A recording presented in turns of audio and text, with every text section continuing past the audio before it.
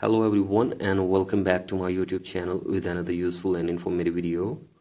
So guys, in this video I'm going to show you how to fix your iPhone cannot be backed up because there is not enough storage on your iCloud.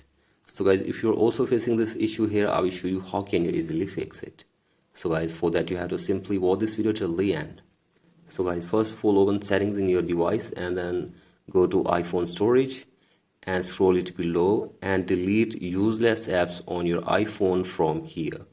So guys, if there are any useless apps in your iPhone, simply delete them, and after this go back and then you have to open your gallery and then you have to simply tap on recently delete folder and delete all the recently deleted albums from here or pictures from here.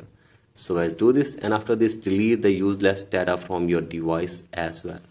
So guys, do this, and after this you have to simply open settings again and now check if the problem is fixed or not. And if the problem is still there, then you have to simply tap on this problem or this issue and wait here for some seconds. And from here you have to simply purchase storage for your iPhone. So guys, here you can see this, you can easily purchase storage for your iPhone from here. So guys, simply select your desired storage, and after this tap on upgrade to iCloud, and after this problem will be finished. So guys, in this way you can also fix this issue on your iPhone.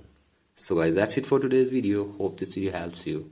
Please like and subscribe to my YouTube channel as well. Thank you.